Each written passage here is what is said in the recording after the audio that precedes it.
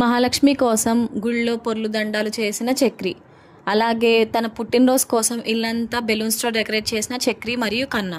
ఇదంతా ఎలా జరగబోతుందో తెలుసుకోవాలనుకుంటే ఇప్పుడే మన ఛానల్ని సబ్స్క్రైబ్ చేసుకొని పక్కనే ఉన్న బెల్ ఐకాన్ని క్లిక్ చేయండి. మహాలక్ష్మి, కన్నా అలాగే చక్రి ముగ్గురు కూడా గుడికి వస్తారు. ఎందుకంటే మహాలక్ష్మి పుట్టినరోజు కాబట్టి. అయితే ప్రైవసీ గురించి అని చెప్పేసి కన్నా నేను ఇప్పుడే వస్తాను, మిమ్మల్ని జాయిన్ అవుతానని పక్కకి వెళ్ళిపోతాడు. ఆ తర్వాత చక్రి కన్నాకి ముద్దు పెట్టుకొని థ్యాంక్స్ రా అంటాడు. కన్నా అయితే ఎంజాయ్ అని చెప్పేసి అంటూ వెళ్ళిపోతాడు, తన ఫ్రెండ్తో ఫోన్ మాట్లాడుకుంటూ. గుడికి వెళ్ళిన తర్వాత ప్రదక్షిణాలు చేస్తూ ఉంటే చక్రి ఇంకా మహాలక్ష్మిని చూస్తూనే ఉంటాడు. అయితే మహాలక్ష్మిని పిలిచి, మహాలక్ష్మి గారు హ్యాపీ బర్త్డే అండి అని మళ్ళీ చెప్తాడు. అదేంటండి ఆల్రెడీ చెప్పారు కదా అంటే, నాకు మళ్ళీ చెప్పాలనిపించి చెప్పానండి అంటాడు Chakri. Thank you so much అని చెప్పేసి అంటుంది మహాలక్ష్మి. ఈరోజు మీ బర్త్డే కదా, అందుకనే ఈరోజు అంతా మీకు హ్యాపీ బర్త్డే చెప్తూనే ఉంటాను అంటాడు చక్రి. మహాలక్ష్మి గారు చాలా థ్యాంక్స్ అండి అంటాడు చక్రి. దేనికండి అంటుంది మహాలక్ష్మి. అదే అండి, నేను ఇచ్చిన చీర, గిఫ్ట్గా ఇచ్చిన చీర మీరు కట్టుకున్నారు కదా, అందుకు చాలా థ్యాంక్స్ అండి అంటాడు చక్రి. అప్పుడు మహాలక్ష్మి, దాందే ముందండి, గిఫ్ట్గా ఇచ్చారు కదా అందుకే కట్టుకున్నాను, పైగా చీర కూడా చాలా బాగుంది, థ్యాంక్ యూ అని నేను చెప్పాలి మీకు అని అంటుంది మహాలక్ష్మి. అప్పుడు చక్రి, అవునా అండి, నాకు ఎలా సెలెక్ట్ చేయాలో తెలియదు, ఇప్పటికొచ్చి నేను ఎవరికి కూడా ఇలా గిఫ్ట్ ఇవ్వలేదు, మీకే ఫస్ట్ టైం ఇవ్వడము, అందుకనే ఈ కలర్ బాగుంది కదా అని చెప్పేసి తీసుకున్నాను అని చెప్పేసి అంటాడు. అప్పుడు మహాలక్ష్మి, మీకు విషయం తెలుసా, ఇది నా ఫేవరెట్ కలర్ తెలుసా, నాకు చాలా ఇష్టమైన రంగు ఇది, అయినా ఎంత హ్యాపీగా ఉంది, నాకు చీర చాలా బాగా నచ్చిందండి, థ్యాంక్ యూ అని చెప్పేసి అంటుంది మహాలక్ష్మి. అసలు మీరు చీర కట్టుకుంటారనే అనుకోలేదండి, ఎక్కడ పక్కన పెట్టేసి సరేలే నేను తర్వాత కట్టుకుంటానని చెప్పేసి ఏమైనా రాజుగా చెప్తారేమో సమాధానం అనుకున్నానండి అంటాడు చక్రి. అప్పుడు మహాలక్ష్మి, ఎందుకంటానండి, దాందే ఉంది, మన ఇద్దరం ఫ్రెండ్స్ కదా, మీరు చెప్పింది నేను వింటాను, నేను చెప్పింది మీరు వింటారు, సో దాందే ఉంది అనగానే చక్రి చాలా హ్యాపీగా ఫీల్ అవుతాడు. అవునా అంటే, అవును మన ఇద్దరం ఫ్రెండ్సే కదా, ఎలాగో డివోర్స్ వచ్చేస్తాయి, ఇంకేముంది అనగానే చక్రి మొహం మాడిపోతుంది డివోర్స్ అనే పేరు వినగానే. కదా, మనం ఫ్రెండ్సే కదా, ఎందుకంటే ఫ్రెండ్స్ గిఫ్ట్ ఇచ్చినప్పుడు తీసుకోవడం అది సహజం కదా, సో మనం ఫ్రెండ్స్, ఎలాగో మనకు డివోర్స్ వస్తుందని అంటున్నాను కదా, సో హ్యాపీ, అందుకనే చీర కూడా చాలా బాగుందని కట్టుకున్నాను అని అంటుంది మహాలక్ష్మి. ఓ అవునా అని అంటాడు చక్రి. ఓకే అని చెప్పేసి అంటుంది మహాలక్ష్మి. అప్పుడు చక్రి లోపల, మనసు ఇప్పుడే గంతులేస్తూ హ్యాపీగా ఉన్నాను అనుకున్నాను, ఒకేసారి పెద్ద బాంబు వేయడం ఈవిడి తరహానా, ఈవిడికి అలా అలవాట, దేవుడా నువ్వే నన్ను కాపాడాలయ్యా అని అనుకుంటాడు చక్రి మనసులో. అయితే ఇద్దరు నడుస్తూ ప్రదక్షిణాలు చేస్తూ ఉండగానే అప్పుడే కన్నా వచ్చి, ఇదిగో వదిన పువ్వులు అగరబత్తి అన్ని తీసుకొచ్చాను అని చెప్పేసి మహాలక్ష్మి చేతికి ఇస్తాడు. అయితే మహాలక్ష్మి ముందు నడుస్తుంది, వెనకాల చక్రి కన్నా ఇద్దరు నడుస్తారు. అప్పుడు కన్నా అంటాడు, ఏ అన్నయ్య మాట్లాడుకున్నారా అని చెప్పేసి అడుగుతాడు చక్రిని. అప్పుడు చక్రి, చాలా బాగా మాట్లాడుకున్నాం రా అంటాడు.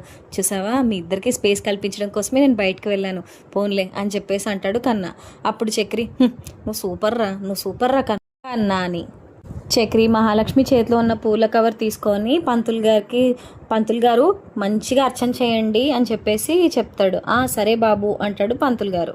అప్పుడు కన్నా, పంతులు గారు చదివేది అదే, చేసేది పూజ అదే, నువ్వు కొత్తగా బాగా చేయండి అంటే చేసేది అదే కదన్నయ్య అని చెప్పేసి అంటాడు కన్నా. అప్పుడు చక్రి, ఏదోరా నా మనస్తృప్తి కోసం అలా చెప్పాను అంతే అంటాడు చక్రి. పంతులు గారు అలాగే హారతి తీసుకొచ్చి అందరికీ ఇస్తాడు. అప్పుడు ఇంకా కాస్త పూజ చేస్తారేమో అనుకుంటే అప్పుడే అవగొట్టేశారేంటి పంతులు గారు అంటాడు చక్రి. అదేంట నాయన, చక్కగానే చేసుకుని వచ్చాను పూజ అంటాడు పంతులు గారు. ఇదిగో ప్రసాదం తీసుకో అని చెప్పేసి పంతులు గారు వెళ్ళిపోతారు. అయితే ఏమైంది అని అడుగుతుంది మహాలక్ష్మి. ఏం లేదండి, కొంచెం ఎక్స్ట్రాగా పూజ చేస్తారేమో, కొంచెం డివైన్గా ఉంటుంది కదా అందుకని చెప్పేసి అలా ఉన్నాను అంటే, అది మనసులో ఉండాలి, మనసులో ఉంటే ఏదైనా బాగుంటుంది, నువ్వు మనసులో చక్కగా ప్రశాంతంగా అమ్మవారిని కొలుచుకో, అంతా బాగుంటుంది అని చెప్పేసి అంటుంది మహాలక్ష్మి. అప్పుడు చక్రి లోపల, ఇది మాత్రం తెలుసు, నా మనసులో ఏముందో మాత్రం ఏది తెలియదు ఈవిడికి అని చెప్పేసి అనుకుంటాడు. అప్పుడు దేవుడా ప్లీజ్ తండ్రి, ఎలాగైనా సరే నా మనసులో ఉన్నది ఈవిడికి అర్థమయ్యి నా వైఫ్ అయ్యేలా చూడు తండ్రి, అంతకు మించి కోరుకునేది ఏమీ లేదు అని చెప్పేసి దండం పెట్టుకుంటాడు చక్రి దేవుడికి. అయితే పక్క నుంచి ఒక కపుల్ అలా వెళ్తూ ఉంటారు. వాళ్ళ హస్బెండ్ ఏమో పొర్లు దండాలు చేస్తూ ఉంటాడు, వైఫ్ ఏమో అతన్ని మెల్లిగా తోస్తూ ఉంటుంది వెనక నుంచి. అది చూసి చక్రి మహాలక్ష్మి పక్కనే ఉన్నట్టు, చక్రి అలా పొర్లు దండలు పెడుతున్నట్టు ఊహించుకుంటాడు. ఈ ఐడియా ఏదో బాగుందే అని చెప్పేసి లోపల అనుకుంటూ ఉంటాడు చక్రి. మహాలక్ష్మి అలాగే కన్నా ఇద్దరు కూడా దండం పెట్టుకుని అప్పుడు మహాలక్ష్మి అంటుంది పదండి వెళ్ళి కూర్చుందాం అని చెప్పేసి అంటుంది. అప్పుడు మహాలక్ష్మి ముందు కూర్చుంటుంది. అప్పుడు కన్నా అంటాడు వదిన నేను ఫోన్ మాట్లాడొస్తాను, మా ఫ్రెండ్ ఫోన్ మాట్లాడాలి అని అంటే ఏంట్రా గుడికి వచ్చి ఫోన్ ఫోన్ ఫోన్ ఏం వద్దు వచ్చి కూర్చో అంటే ఫ్రెండ్కి ఏదో కావాలంటే ఏం అవసరం లేదు వచ్చి కూర్చో అంటుంది మహాలక్ష్మి. అప్పుడు కన్నా చక్రితో అన్నయ్య సారీరా ఏమనుకోకు, బయటికి పోదాం అనుకున్నాను, కాసేపు మాట్లాడుకుంటారు కదా మీరని, వదినేమో ఇక్కడే కూర్చుని పోమంటుంది సారీరా అంటాడు. ఏం పర్వాలేదురా వెళ్ళి కూర్చో, నేను ఇంకో ప్లాన్ వేశాను కదా అంటాడు చక్రి. అవునా ఓకే అంటాడు కన్నా. అప్పుడు చక్రి మహాలక్ష్మితో ఏవండి ఒక్క నిమిషం ఇప్పుడే వస్తాను అని అంటాడు. అప్పుడు మహాలక్ష్మి మీరు కూడా వెళ్ళి ఫోన్ మాట్లాడాలా ఏంటి ఇప్పుడు అని చెప్పేసి అంటుంది. అబ్బబ్బే అలా కాదండి ఇది వేరే విషయం, నేను ఇప్పుడే వస్తాను అని చెప్పేసి ఆ కవర్ కన్నా చేతికి ఇచ్చేసి చక్రి అక్కడి నుండి వెళ్ళిపోతాడు. అప్పుడు మహాలక్ష్మి కన్నాను అడుగుతుంది ఏంట్రా వేరే విషయం, ఏం విషయం అది అని చెప్పేసి అంటుంది. అప్పుడు కన్నా ఏమో వదినా నాకు కూడా తెలీదు అంటాడు. సర్లే వదిలేసే వస్తారులే అని చెప్పేసి ఇద్దరు కూర్చుంటారు అక్కడ. చాలా రోజులైందిరా కన్నా గుడికి వచ్చి, ఎంత ప్రశాంతంగా ఉందో తెలుసా కదా, ఎంత బాగుంటుందో గుడికి వస్తే ప్రశాంతంగా ఉంటుంది, ఎంత చక్కగా పాటలు అవన్నీ ఎంత బాగుంటాయో అనుకుంటూ ఇద్దరు మాట్లాడుకుంటూ ఉంటారు. కరెక్ట్గా అప్పుడే చక్రి పొర్లు దండాలు చేసుకుంటూ వస్తాడు. అప్పుడు కన్నా చూస్తాడు, ఎందుకంటే కన్నాకి హరోం హర అంటూ అరుపులు వినిపిస్తూ ఉంటాయి. అదేంటి ఇది అన్నయ్య గొంతులో ఉంది అని చెప్పేసి చూసి ఒక చిన్న నవ్వు నవ్వి వదిన అటు చూడండి అని చెప్పేసి అంటాడు. మహాలక్ష్మి కూడా చక్రి వైపు చూస్తుంది. అప్పుడు మహాలక్ష్మి చక్రి ఏం చేస్తున్నారు మీరు అని చెప్పేసి అంటుంది. ఏముందండి పొర్లు దండాలు మీకు కావాల్సిందంతా జరగాలి అని చెప్పేసి దేవుడి దండం పెట్టుకుని చేస్తున్నానండి అంటాడు చక్రి. మీరు ఇవన్నీ చేయాల్సిన అవసరం లేదు, ముందు లెగండి, ఎందుకు ఈ పొర్లు దండాలన్నీ అని చెప్పేసి అంటుంది మహాలక్ష్మి. ఏం పర్వాలేదు కన్నా ఇలా రా అని చెప్పేసి కన్నాని తొయ్యమని చెప్పి అలా వెళ్తూ ఉంటే కరెక్ట్గా అప్పుడే మహాలక్ష్మికి ఫోన్ వస్తుంది. అప్పుడు చక్రి చూస్తాడు కానీ మహాలక్ష్మి వాళ్ళతో పాటు రాదు, ఫోన్ మాట్లాడుతూ ఉంటుంది. ఏంటండి మమ్మల్ని ఏమో ఫోన్ ముట్టుకోవద్దు ఫోన్ మాట్లాడొద్దని మీరేంటి ఫోన్లో మాట్లాడుతున్నారు అని అడుగుతాడు చక్రి. అప్పుడు చక్రితో మహాలక్ష్మి ఆఫీస్ నుంచి ఫోన్ వచ్చిందండి, అర్జెంటుగా రావాలని చెప్పేసి ఫోన్ చేశారు, నేను వెళ్తాను కన్నా జాగ్రత్తరా అని చెప్పేసి వెళ్ళిపోతుంది మహాలక్ష్మి. అప్పుడు పాపం చక్రి వేసిన ప్లాన్ అంతా ఫ్లాప్ అయిపోతుంది. అప్పుడు చక్రి మహాలక్ష్మి వెళ్ళిపోతుందని చెప్పేసి పైకి లేసి అమ్మ అయ్యా అంటూ నొప్పులు పడుతూ ఉంటాడు. అప్పుడు కన్నా ఎందుకన్నయ్య ఇలాంటి సాహసాలన్నీ చేస్తావు, నువ్వు చూడు నడ్డి పట్టేసిందా నీకు అని అడుగుతాడు కన్నా. నువ్వు ముందు ఆ ఓవర్ పర్ఫార్మెన్స్ ఆపేస్తే బాగుంటుంది అన్నయ్య అంటాడు కన్నా. ఓవర్ యాక్షనా ఓవర్ పర్ఫార్మెన్సా, అంత సీన్ లేదురా, గుడికి వచ్చినప్పుడు ఇలాంటి పర్ఫార్మెన్స్లు నేను ఎందుకు ఇస్తాను అని చెప్పేసి అంటాడు చక్రి కన్నాతో. మరి ఓవర్ పర్ఫార్మెన్స్ కాకపోతే ఏంటి అవసరం ఇదంతా నీకు, ఇలాంటివి చేయాల్సిన అవసరం ఏం లేదు, ఆమె మెప్పు పొందాలంటే ఇంకా వేరే విధంగా ట్రై చేయని చెప్పేసి అంటాడు కన్నా. అప్పుడు కరెక్ట్గా మళ్ళీ వెనక్కి వస్తుంది మహాలక్ష్మి. ఒరే ఒరే ఒరే మహాలక్ష్మి వచ్చేస్తుందిరా రారా మళ్ళీ చేయరా అంటూ హరోం హరా అంటూ మళ్ళీ పొర్లు దండాలు చేస్తాడు చక్రి. సరే నేను అర్జెంట్గా మీటింగ్కి వెళ్ళాలి అని చెప్పేసి అంటుంది మహాలక్ష్మి అక్కడికి వచ్చి. సో మీటింగ్కి వెళ్తాను కొంచెం జాగ్రత్తగా చూసుకోరా కన్నా, మీ ఇద్దరు జాగ్రత్తగా ఇంటికి వెళ్ళిపోండి, నేను కూడా ఇంటికి వస్తాను అని చెప్పేసి వెళ్ళిపోతుంది మహాలక్ష్మి. అప్పుడు చక్రి లోపల చేసిందంతా వృధా అయిపోయింది అని అనుకుంటాడు.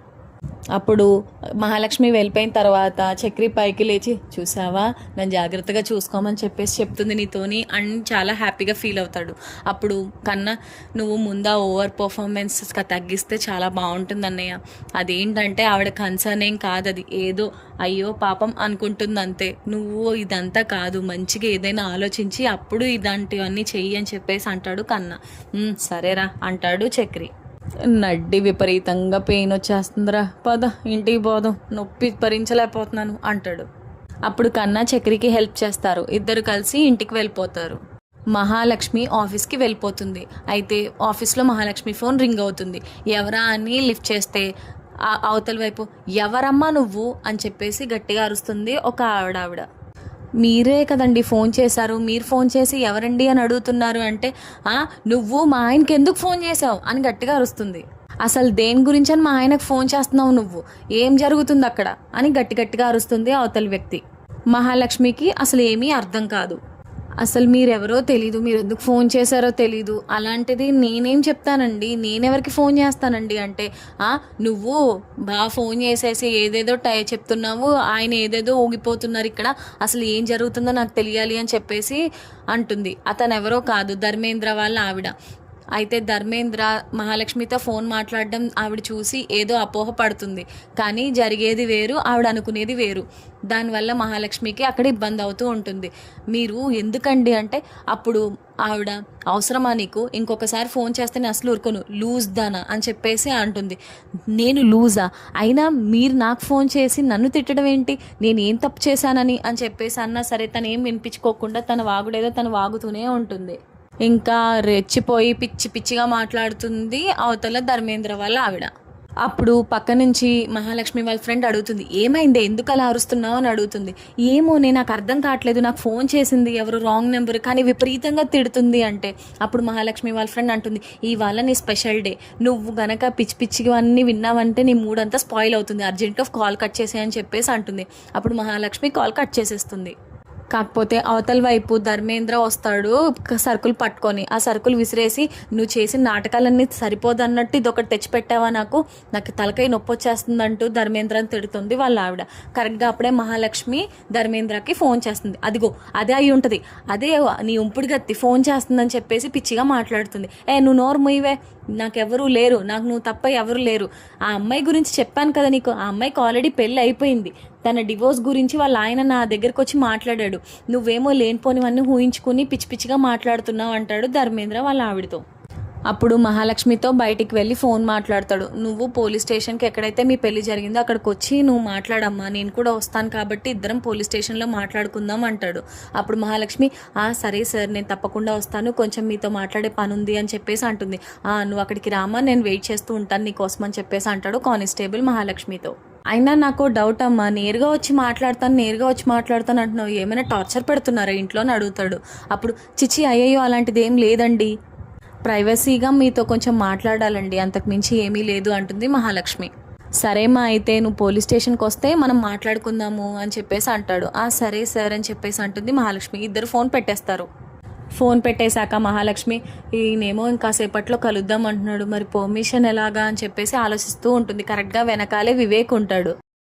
వివేక్, నాకు ఒక 2 hours పర్మిషన్ కావాలి, నేను ఒకసారి బయటకు వెళ్ళి రావాలి అంటుంది మహాలక్ష్మి వివేక్తో.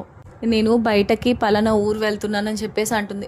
నేను కూడా అటే వెళ్తున్నాను, ఒక పని చేద్దాం, ఇద్దరం వెళ్దాం, నిన్ను అక్కడ డ్రాప్ చేసేసి నేను వెళ్ళిపోతాను అంటాడు వివేక్. అప్పుడు మహాలక్ష్మి, నీకెందుకు అంత శ్రమ అంటుంది. నేను బస్సులో వెళ్ళిపోతాను, ఏం పర్వాలేదు అంటుంది. ఏం పర్వాలేదు, నేను కూడా అటే కదా వెళ్తున్నాను, నేనేం స్పెషల్ గేమ్ దింపట్లేదు కదా అంటాడు వివేక్. సరే అయితే అని చెప్పేసి ఇద్దరు కలిసి బయలుదేరుతారు. ఇంకోవైపు చక్రి అలాగే కన్నా ఇంట్లో డెకరేషన్ చేస్తూ ఉంటారు బెలూన్స్తో. కన్నా బెలూన్ ఊతాడు కానీ అది టప్మని పగిలిపోతుంది. ఒరే, నీకు ఇంకా బెలూన్ ఊదడం కూడా రాలేదా, చిన్న పిల్లోళ్ళ అన్ని పగలగొట్టేస్తున్నావు అని అడుగుతాడు చక్రి కన్నాని.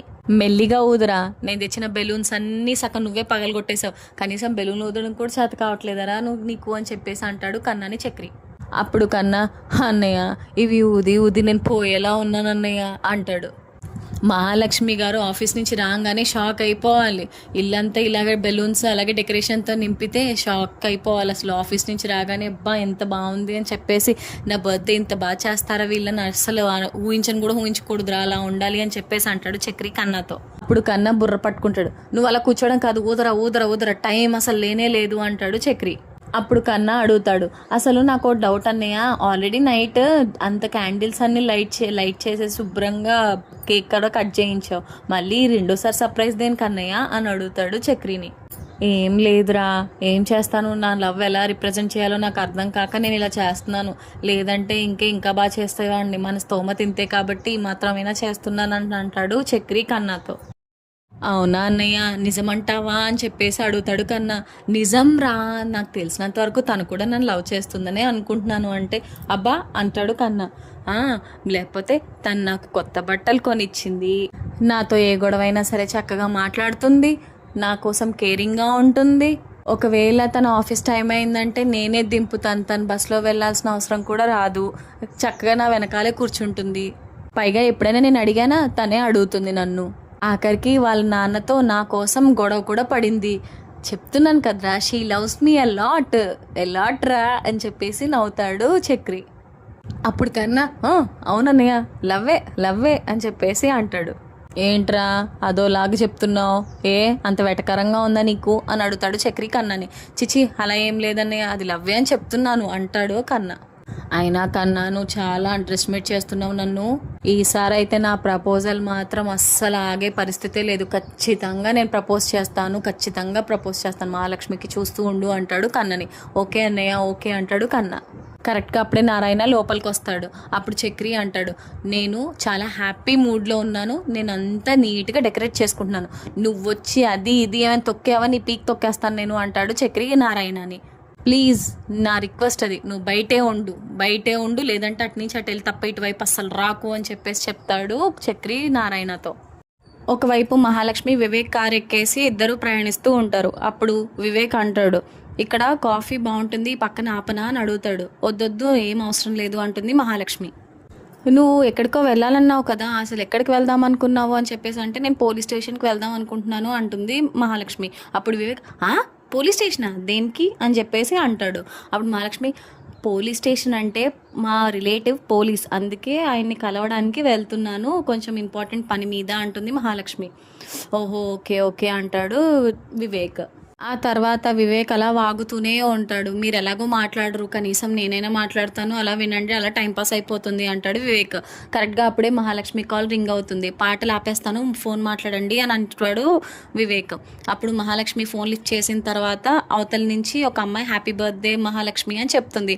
ఓ థ్యాంక్ యూ సో మచ్ అని మహాలక్ష్మి మాట్లాడేసి పెట్టేసిన తర్వాత, ఏంటి థ్యాంక్ యూ సో మచ్ అంటున్నారు లక్కీ అని చెప్పేసి అడిగితే, అంటే ఏం లేదు ఇవాళ నా బర్త్డే అంటుంది మహాలక్ష్మి. వాట్, ఇవాళ నీ బర్త్డేనా? Oh my God, happy happy happy birthday Mahalakshmi అని చెప్పేసి చెప్తాడు వివేక్. నాకు చాలా గిల్టీగా ఉంది, కనీసం చెప్పను కూడా చెప్పలేదు, నాకు అసలు తెలియలేదు అంటాడు వివేక్ మహాలక్ష్మితో. అయ్యో అదేం పర్వాలేదు, నేను హ్యాపీ బర్త్డే పెద్దేమీ చేసుకోను అని అంటుంది మహాలక్ష్మి. తర్వాత ఇద్దరు మాట్లాడుకుంటూ ఉంటారు. అయితే పక్కకి ఒక దగ్గర ఆపుతాడు కారు వివేక్. అదేంటి ఇక్కడ ఎందుకు ఆపాడినా అనుకుంటుంది మహాలక్ష్మి. అప్పుడు బయటికి వెళ్ళి లోపలికి వస్తూ హ్యాపీ బర్త్డే మహాలక్ష్మి అంటూ చిన్న కేక్ ఇస్తాడు మహాలక్ష్మికి. ఇవన్నీ ఎందుకు, నాకేం వద్దు అంటుంది మహాలక్ష్మి. పర్వాలేదు నాకు ఎలాగో తెలియదు కదా, కనీసం ఇదైనా తీసుకో అంటే సరే అని చెప్పేసి తీసుకుంటుంది మహాలక్ష్మి. ఆ తర్వాత కాసేపు అయిన తర్వాత ఇక్కడే ఆపండి, ఇక్కడే నేను దిగాలి అని చెప్పేసి దిగిపోయి సరే అండి థ్యాంక్ యూ సో మచ్ అని చెప్పేసి వెళ్ళిపోతుంది మహాలక్ష్మి పోలీస్ స్టేషన్కి వెళ్ళిన తర్వాత ధర్మేంద్ర అక్కడే ఉంటాడు, వేరే ఖైదీని చితకొడుతూ ఉంటాడు. ఆ తర్వాత మహాలక్ష్మి ఏం మాట్లాడబోతుంది, మహాలక్ష్మి ఏం నిజం తెలుసుకోబోతుంది, చక్రి గురించి మొత్తం బయటకి చెప్పేనున్నాడా? ఇదంతా తెలుసుకోవాలనుకుంటే ముందుగానే మన ఛానల్ సబ్స్క్రైబ్ చేసుకొని పక్కనే ఉన్న బెల్ ఐకాన్ని క్లిక్ చేయండి. Thank you so much for watching.